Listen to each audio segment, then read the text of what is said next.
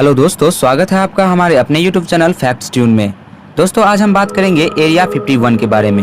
Area 51 Las Vegas से 85 मील दूर Nevada रेगिस्तान अपनी गोपनीयता और रहस्यमयी चीजों के लिए मशहूर है।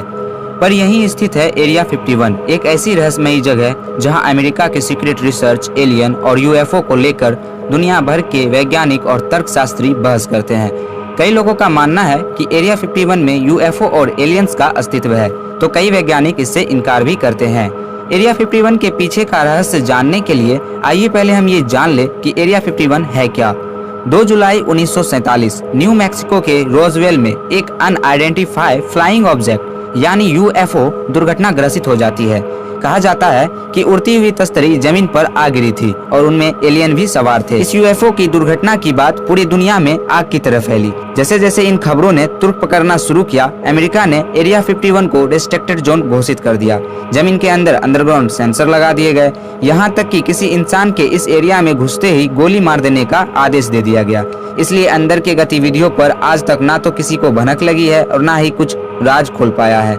हालांकि बीच बीच में कई लोगों ने दावा किया कि वो एरिया 51 में काम कर चुके हैं और इनका ये भी दावा था कि वहाँ एलियंस और उनके क्रैश यूएफओ पर रिसर्च चल रहा है।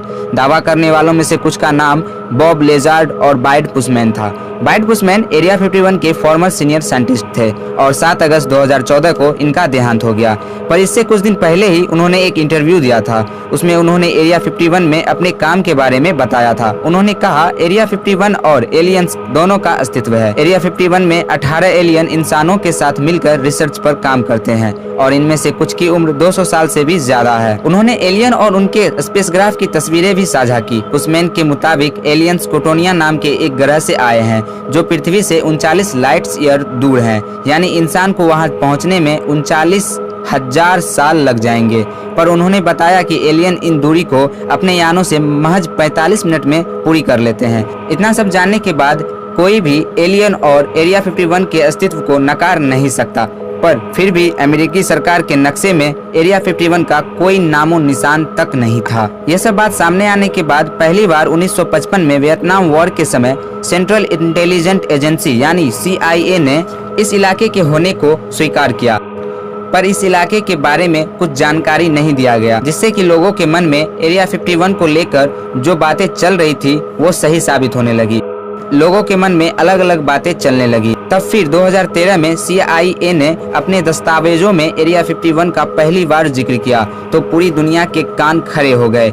इस रिपोर्ट में एरिया 51 को लेकर इस बात की पुष्टि की गई थी, यहाँ पर अमेरिका का सीक्रेट एयरवेस है, ना कि कोई एलियन या यूएफओ। साल 1988 जब रूस और अमेरिका के बीच युद्ध चल रहा था, तब रूसी सैटेलाइट ने पहली बार एरिया 51 की तस्वीरें जाहिर की और तब पहली बार दुनिया के सामने एरिया 51 के अंदर की तस्वीरें दिखी।